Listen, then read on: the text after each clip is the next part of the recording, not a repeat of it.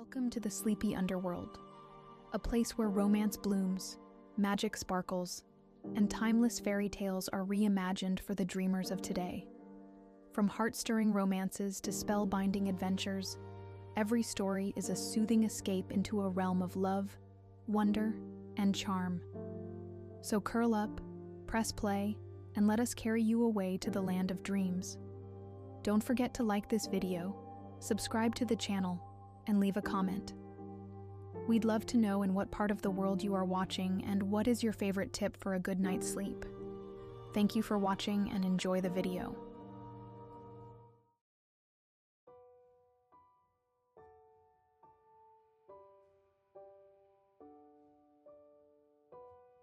The morning sun spilled through my window, warming my face as I opened my eyes. Outside, the familiar sounds of Oaxaca greeted me. Church bells in the distance, street vendors setting up their carts, and the melodic chatter of birds in the jacaranda trees. But something was missing. The aroma that had awakened me every morning of my childhood. My grandmother's bread. I pulled myself from bed and stared at my reflection in the mirror. Chef Leonardo Alvarez, 32 years old, award-winning culinary innovator from Mexico City, returned to his humble beginnings. The irony wasn't lost on me. After 15 years away, chasing Michelin stars and critical acclaim, I had come home to save the family business. At least that's what I told myself. The truth was more complicated. My panaderia, my grandmother Rafaela's panaderia, needed me. After her stroke 3 months ago, the business had faltered. The doctor said baking would help her recovery, but someone needed to manage operations. As the only grandchild with culinary experience, the responsibility fell to me. I dressed quickly in a crisp white shirt and dark jeans, no longer comfortable in the casual attire of my youth. The streets of Santa Maria hadn't changed much. The same colorful buildings, the same corner store where I once bought candy, the same faces now etched with 15 more years of living. The wooden sign of Panaderia Milagros came into view, its paint faded, but still proudly displaying the business my great-grandmother had started during more difficult times. I hesitated at the door, inhaling deeply before pushing it open. The bell jingled, announcing my arrival. Inside, the shelves were half empty, a far cry from the abundant displays I remembered. The floor had been swept clean, but the countertops showed their age, and the display cases needed polishing. Still, the smell, that intoxicating blend of sugar, cinnamon, and fresh bread, enveloped me like an embrace. "Abuela," I called out. Movement came from the kitchen, and then she appeared, wiping flour from her hands onto her apron. Rafaela Alvarez stood barely 5 feet tall, her gray hair pulled back in a neat bun, her brown skin mapped with wrinkles that deepened as she smiled. "Leo," she breathed, her eyes crinkling at the corners. "You came." I crossed the room in 3 strides and wrapped my arms around her small frame. She felt more fragile than I remembered, but her embrace remained strong. "Of course I came," I murmured into her hair, which smelled of vanilla and wood smoke. "I said I would." She pulled back, studying my face with eyes that missed nothing. "You look tired, mijo." "I'm fine, just the trip." I glanced around the bakery. "How are you feeling? Should you be working already?" She waved away my concern. "The doctor said I should use my hands. Besides, the bread won't bake itself." She gestured toward the kitchen. "Come, you're just in time to help with the conchas." The kitchen was smaller than I remembered, or perhaps I had grown. Industrial-grade mixers and ovens dominated the space in my Mexico City restaurant. Here, most tools were decades old, lovingly maintained but outdated. My grandmother moved with practiced ease, despite her recent illness. Her hands, marked with age spots and slight tremors, still worked the dough with graceful precision. I watched as she hummed softly, adding ingredients without measuring. "This place has potential," I said, mentally calculating the costs for new equipment. With some upgrades and a modernized menu, we could really turn things around. Her humming stopped. Turn what around? The business. I checked the books last night. Sales have been declining for years. She continued kneading. We make enough, always have. But you could make more, work less. The right equipment would double your production capacity. And then what would these hands do all day? She held them up, flour-dusted and dignified. This isn't about efficiency, Leo. I bit back my frustration. At least let me help today. Show me what you're working on. She softened then, gesturing me closer. We're making conchas. Remember how you loved them as a boy? The memory surfaced easily, sitting on a stool beside her, watching the magic happen, sneaking pinches of the sweet topping when she pretended not to look. I remember, I said quietly. Good. Then you remember the secret. I frowned. The secret? Every pan dulce needs a blessing. She cupped her hands around the dough. My grandmother taught this to my mother, who taught it to me. I resisted the urge to roll my eyes. This was exactly the kind of superstition that had no place in modern baking. Precise measurements, controlled temperatures, and standardized procedures. These were the foundations of consistency and excellence.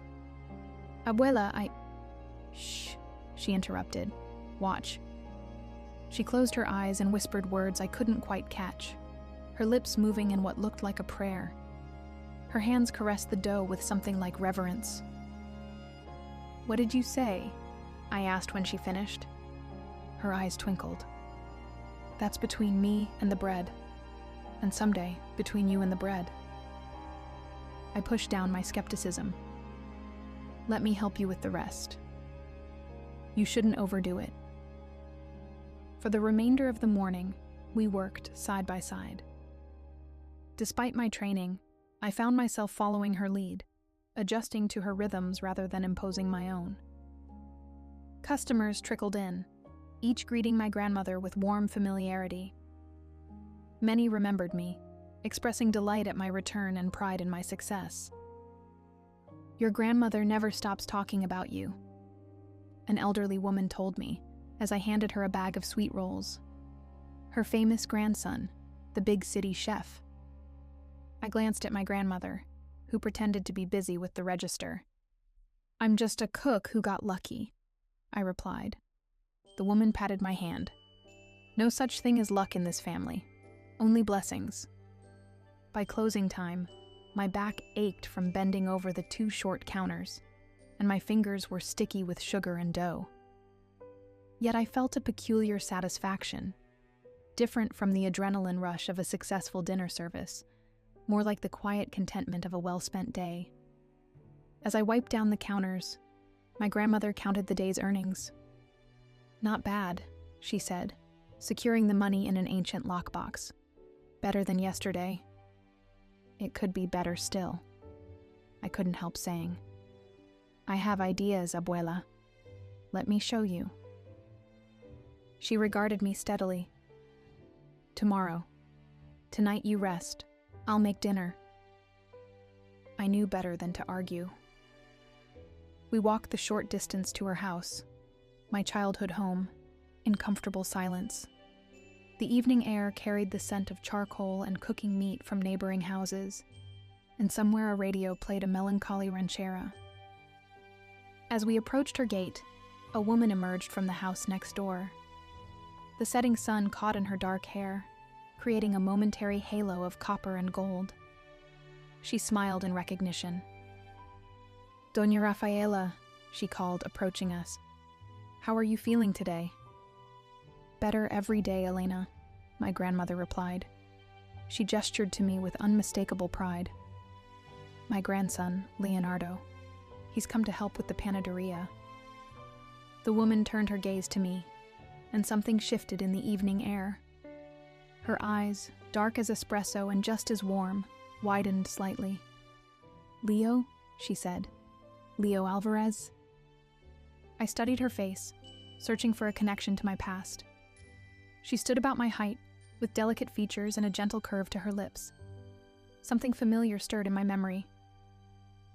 Elena Diaz, I ventured, recalling the shy girl who had lived next door in my youth. Her laugh confirmed it, a melodic sound that sparked an unexpected warmth in my chest. I wondered if you'd remember me. Of course, I said, though in truth, the girl I remembered bore little resemblance to the captivating woman before me. You used to help your mother in her flower shop. Still do, she replied, though it's my shop now. She held up hands stained with faint colors, evidence of her work. My mother retired last year. My grandmother, observing our exchange with thinly veiled interest, touched my arm. Elena delivers fresh flowers to the panaderia every Monday. Her arrangements bring many customers. For the flowers, not the bread, Elena demurred. Everyone knows Panaderia Milagros has the best pan dulce in Oaxaca. A comfortable silence settled between us, filled with unspoken questions and the gentle pulse of recognition. My grandmother, ever the strategist, broke it with an invitation. Join us for dinner, Elena. I've made enough for 3. Elena hesitated, glancing at me. I wouldn't want to impose on your family time. Nonsense, my grandmother insisted. Leo can tell us about his adventures in Mexico City. And so our duo became a trio. In the warm glow of my grandmother's kitchen, Elena's presence transformed a simple meal into something more significant. She asked thoughtful questions about my career, listened with genuine interest, and shared stories of the town's changes during my absence. Her hands moved expressively as she spoke, and I found myself watching them, slender fingers that revealed strength and artistic precision. Elena teaches art at the local school, my grandmother mentioned as she served coffee after dinner. She's very talented. Just watercolors, Elena said modestly. Nothing special. I'd like to see your work sometime, I said, surprising myself with the sincerity of the offer. Her smile lit something inside me that had been dormant for too long. I'd like that.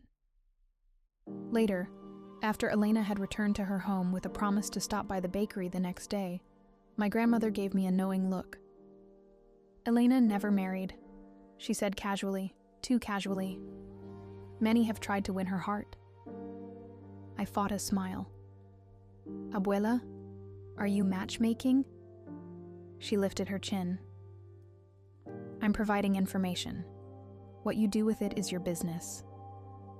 That night, I dreamed not just of bread, but of flowers and color, of hands stained with pigment and possibility. I woke with the first light, eager for the day in a way I hadn't felt in years. The panaderia's morning routine grounded me. My grandmother and I fell into a rhythm, her teaching, me learning, both of us creating. As promised, Elena arrived mid-morning, carrying a small bouquet of wildflowers. For the counter, she explained, placing them in a simple glass vase. The vibrant blooms transformed the space, drawing the eye and adding life to the worn surroundings.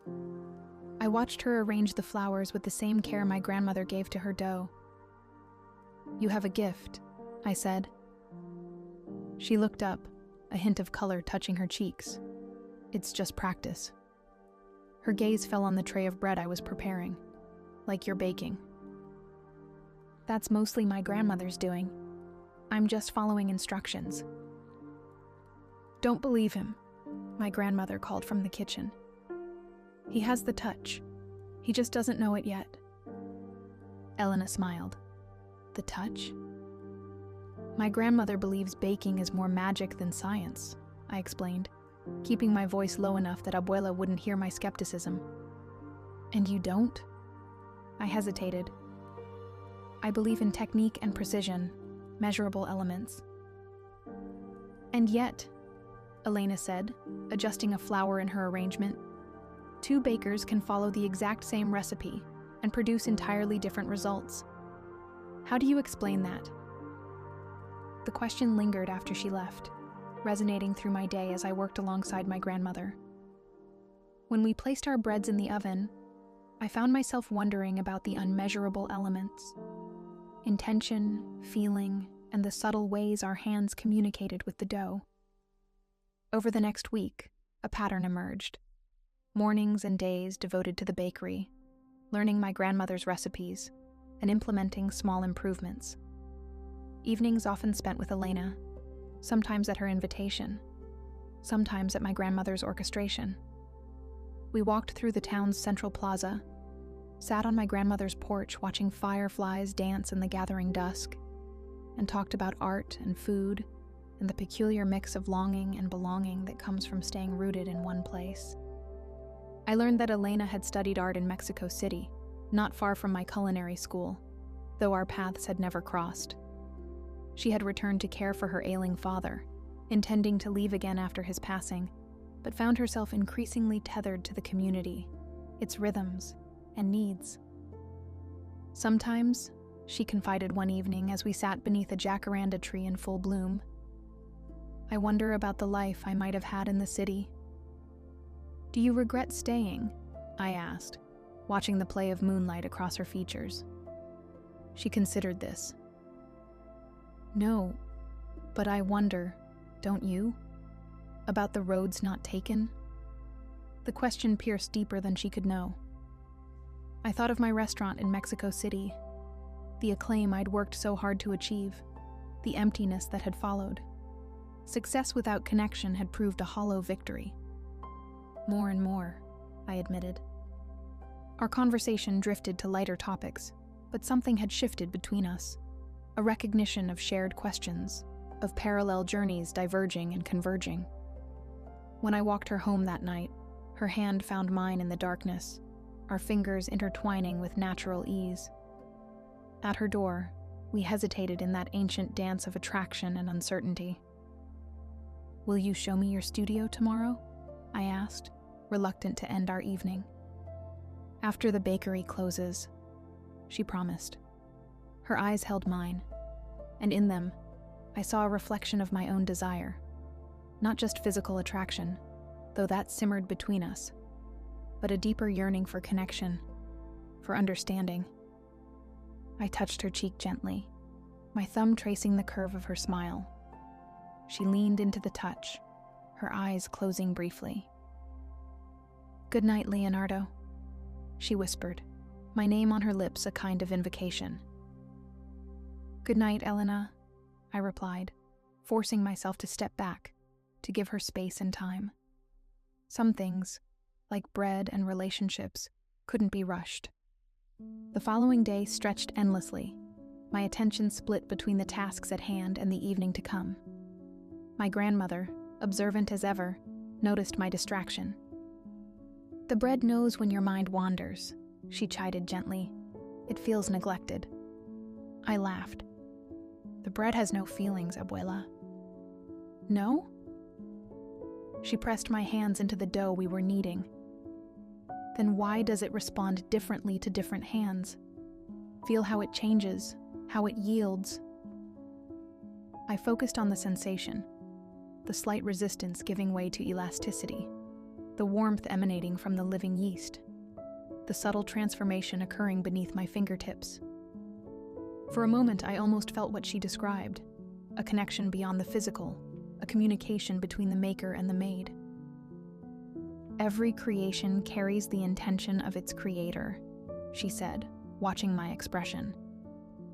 Your bread, Elena's flowers, they hold the energy of your hands, your thoughts, your heart.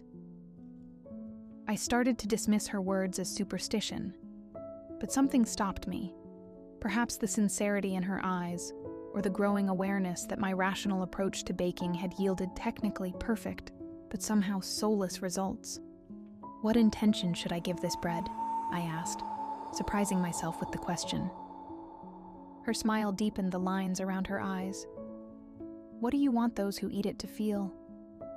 I thought of the community that had welcomed me back without judgment, of Elena and the gentle awakening she'd stirred in me, of my grandmother's unfailing belief in the magic of ordinary things.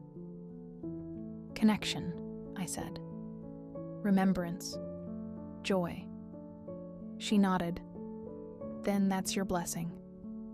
That evening, after closing the bakery, I met Elena at her studio, a converted shed behind her house, its walls lined with paintings in various stages of completion. Watercolor landscapes captured the mountains surrounding our town, abstracted figures danced across canvases, and intimate still lifes of everyday objects revealed beauty in the mundane. These are beautiful, I said, genuinely impressed by her skill and vision. You see things differently. She shrugged, but I noticed the pleasure my words brought her. I just pay attention. My eye caught on a particular painting, a small, detailed study of hands kneading bread, the light falling across flour-dusted fingers, revealing both strength and tenderness. When did you paint this? I asked, moving closer to examine it. Last year. She stood beside me, our shoulders touching lightly. I used to watch your grandmother through the bakery window sometimes, the way her hands moved. It fascinated me. May I? I hesitated. Could I buy this one? She turned to me, surprise evident in her expression. You want to buy my painting? Very much. She considered me for a long moment, then shook her head. No. Before disappointment could settle, she added, but I'll give it to you. As a welcome home gift. The simple gesture touched me deeply. Thank you, I said, my voice rougher than intended. We stood close, the painting between us, a captured moment of creation and care. The air thickened with unspoken desire, the space between us charged with attraction. Leonardo, she breathed, my name now an invitation on her lips. I set the painting carefully aside before drawing her into my arms. Our first kiss tasted of possibility, tentative at first, then deeper, a slow exploration of sensation and newfound connection. Her body fit against mine as though designed for this embrace, her hands sliding up my chest to rest against my heart. When we parted, breathless and flushed, she laughed softly. I used to daydream about this when we were teenagers, before you left for the city. Really? I tucked a strand of hair behind her ear, marveling at its silken texture. I had no idea. You never noticed me then. There was no accusation in her tone, only a statement of fact. You were always looking toward the horizon. I see you now, I promised, drawing her close again. That night marked a beginning, though of what, neither of us was entirely sure. We moved cautiously, aware of the fragility of new connections and the complexity of our separate lives. Yet each day drew us closer. Shared meals, lingering touches, conversations that stretched long into the night, and increasingly passionate embraces that left us both yearning for more. My grandmother watched our budding romance at the bakery with poorly concealed satisfaction. Elena has always had a good heart, she commented one morning as we prepared the day's bread. And good hands. Important for an artist, and a baker's wife. Abuela, I protested. It's too soon for that kind of talk. She shrugged, unrepentant. The heart knows what it wants, even when the mind is slow to catch up. I couldn't deny the truth in her words. My feelings for Elena had blossomed with surprising speed and intensity, rooted in our shared past and present connection. She understood my ambition without sharing it, appreciated my skill without being intimidated by it, and challenged my assumptions without dismissing them. 2 weeks into my stay, as the panaderia began to show signs of revival under our combined efforts, I received a call from my business partner in Mexico City. The investors are getting nervous, Leo, Javier informed me without preamble. They're talking about pulling out if you don't return soon. The news should have alarmed me more than it did. 3 months ago, the thought of losing my restaurant would have devastated me. Now, standing in my grandmother's kitchen with flour on my hands and the scent of her teaching surrounding me, I felt a curious detachment. "Let me think about it," I replied, much to Javier's consternation. That evening, I shared the situation with Elena as we walked along the river that bordered the town. The setting sun painted the water with streaks of gold and crimson, a watercolor come to life. "Will you go back?" she asked, her voice neutral. I studied the horizon, considering possibilities I hadn't allowed myself to entertain before. "I don't know. 3 weeks ago, the answer would have been obvious. And now?" I stopped walking, turning to face her. "Now I'm not sure what success means, or what I'd be returning to." She held my gaze, searching. "And what would you be leaving behind?" The question hung between us, weighted with implications neither of us was ready to voice aloud. I reached for her hand, interlacing our fingers. "A possibility," I answered honestly. "Something I'm not ready to walk away from." Her smile ignited something inside me. Determination mingled with desire, and certainty amidst the confusion. That night, our relationship deepened, and we crossed the threshold from attraction to intimacy. In the privacy of her small house, we discovered one another with the wondering attention of artists appreciating a masterpiece. Her skin glowed like honey in the lamplight, her body responding to my touch with an openness that humbled me. We moved together in a dance as old as humanity, yet uniquely ours, learning the language of our pleasure, building toward a shared release that left us breathless and transformed. Afterward, as she lay curled against my side, her head resting on my chest, I traced patterns on her bare shoulder and considered the unexpected turn my life had taken. "What are you thinking?"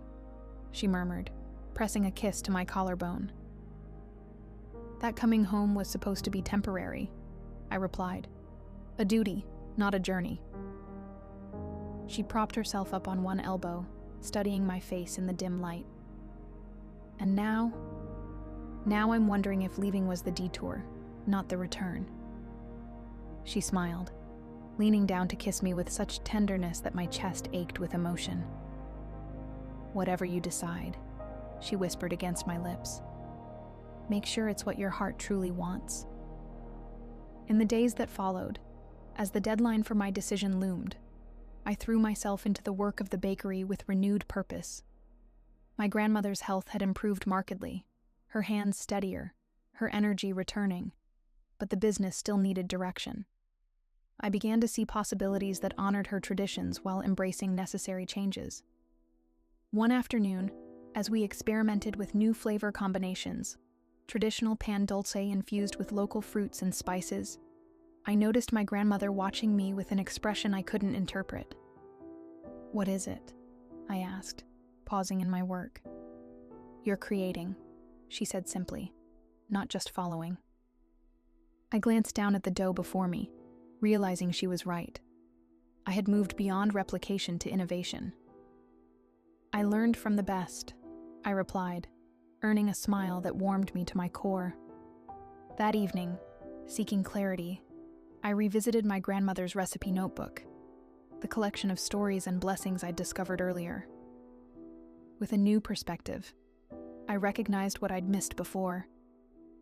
These weren't just sentimental anecdotes, but a map of connection, a record of how one person's craft had touched countless lives. For Leonardo when he returns, the bread of remembering, that he might find what he left behind. The entry still moved me, but now I understood it differently. What I had left behind wasn't just a place or a tradition, but a way of being, present, connected, and attuned to the magic in ordinary moments. I was deep in thought when Elena arrived, a bottle of wine in hand and concern in her eyes. "Your grandmother said you needed company," she explained, setting the wine aside to cup my face in her hands. "You've been quiet all day." I pulled her close, breathing in her scent, flowers and paint and something essentially her. I've been thinking about my place in all this. We settled on my grandmother's small porch, glasses of wine in hand, the evening's first stars appearing above us. I used to think success meant recognition, acclaim, I confessed. A restaurant with my name on it and reviews praising my genius. Elena listened, her presence a balm to my conflicted thoughts. But here, I continued, success looks different. It's the way a customer's face lights up when they taste something that reminds them of childhood. It's creating something that nourishes more than the body. What are you saying, Leo? She asked softly. I met her gaze, finding courage in her unwavering support. I'm saying I don't want to go back, not permanently anyway. I want to build something here, with my grandmother while she's still able to teach me and then carry it forward.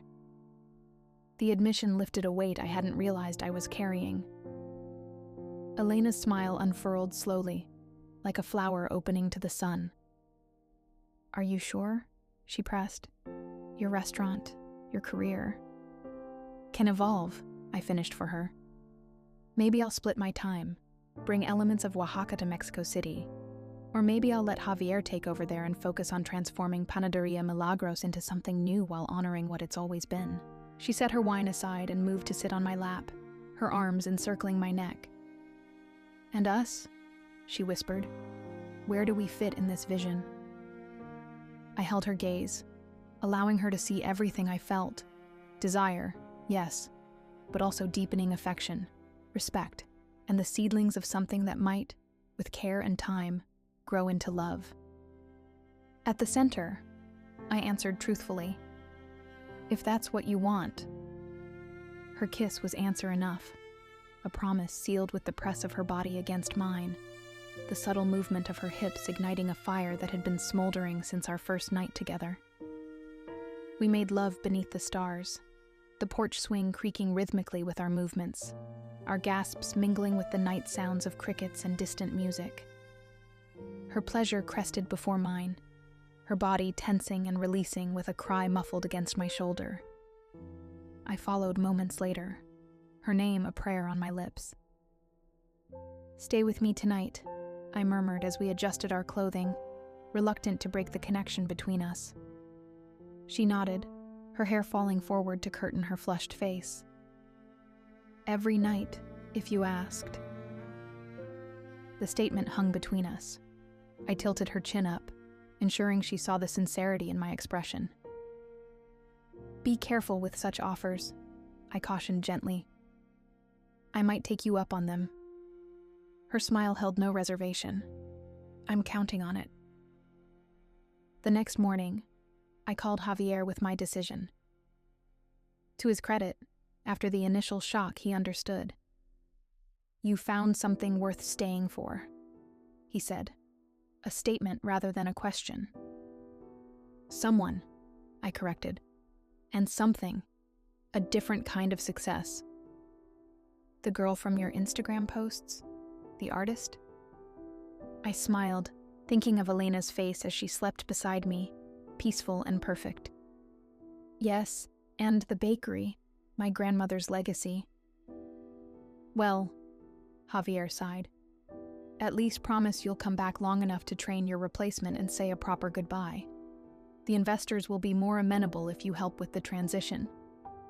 I agreed, relief flooding me at having made a decision that aligned with my newly discovered truth. When I shared the news with my grandmother, her reaction surprised me. Of course you're staying, she said, as though it had been a foregone conclusion. The bread told me weeks ago. I laughed. The bread is quite the conversationalist. Only to those who listen. She patted my cheek. Now, about the wedding plans. Abuela, I protested. Elena and I are just beginning. There's no rush. She raised an eyebrow. At my age, mijo, everything feels rushed. Despite my protestations, the thought of a future with Elena filled me with quiet joy. That evening, when I told her about my conversation with Javier, she listened with thoughtful attention. "You'll need to return to Mexico City for a while," she noted, "just long enough to ensure a smooth transition. A month, perhaps 2. Her fingers traced patterns on my chest as we lay together in her bed. "I could come with you," she suggested. "See your world." The offer touched me deeply. I'd like that. Very much. "And then we come back here? Build something together?" I looked into her eyes. "That's the plan. If you're in." Her smile answered before her words did. "I'm in." The next few weeks passed in a blur of activity. My grandmother and I reimagined the panaderia, blending tradition with innovation. Elena helped design new packaging and signage, incorporating elements of local artistry. We began planning for modest renovations that would preserve the bakery's charm while improving functionality. Word spread through the town about the changes, bringing curious customers and increasing sales. Each morning, my grandmother and I blessed the bread together, her ancient rituals merging with my creative adaptations. Each evening, Elena and I explored our deepening connection, learning the landscapes of one another's bodies and hearts. On my final night before departing for Mexico City, Elena promising to join me in a week after settling matters with her flower shop, my grandmother presented me with a gift, her recipe notebook, with a new entry added on the final page. For Leonardo and Elena, the bread of beginning, that they might create something as nourishing as their love. Tears pricked my eyes as I read the words. Abuela. She embraced me, her small frame containing immeasurable strength. "You understand now, don't you? What I've been trying to teach you." I nodded, words momentarily beyond me. The magic wasn't in superstition or ritual, but in presence, in showing up fully for the work of our hands and hearts, in connecting deeply with those we serve, in recognizing the sacred in the everyday. Later, as Elena and I stood beneath a sky ablaze with stars, our bodies pressed together in a dance of anticipation and temporary farewell, I whispered my own blessing against her skin. "For us," I murmured, tracing the curve of her hip, the dip of her waist, the softness of her breast, the sweetness of return, that we might always find a home in one another's arms. She pulled me closer, our bodies merging in a passionate affirmation of what we'd discovered together. As we moved in perfect rhythm, the boundaries between giving and receiving dissolving in the alchemy of our connection, I understood at last what my grandmother had always known. Love, like bread, required faithful attention, gentle hands, and a willingness to believe in magic. In the morning, I would leave for Mexico City, not as an escape, but as a necessary step in our journey together. In a week, Elena would join me, bringing her artist's eye to my culinary world. In time, we would return to Panaderia Milagros, where we would blend our separate gifts into something new and nourishing. But tonight was for us alone, for the ancient dance of lovers discovering each other anew, for the promises whispered in the dark, for the bread of our beginning. Outside, the moon bathed Oaxaca in silver light, illuminating the bakery where generations of my family had transformed simple ingredients into daily magic. Within the circle of Elena's arms, I found my own magic, the miraculous alchemy of two people choosing one another, creating something more wondrous than either could create alone. "Te amo," I whispered, as she trembled beneath me, around me, her pleasure and mine inseparable in that moment of release. "Te amo," she echoed, the words both promise and fulfillment. It was then that I realized I had rediscovered what I had lost so many years before, not merely a location or a custom, but the bravery to trust in invisible forces, the strength of intent, and the magic found in compassionate hands. My grandmother had been right all along. The secret was never in the recipe, but in the blessing. The love poured into each creation, whether bread, or a relationship or life itself. As Elena and I drifted towards sleep, our bodies entwined and our hearts aligned, I sent up a silent prayer of gratitude for the journey that had led me home, to this woman, to this moment, to this perfect understanding of what it meant to create something truly magical. The bread of beginning, the sweetest recipe of all,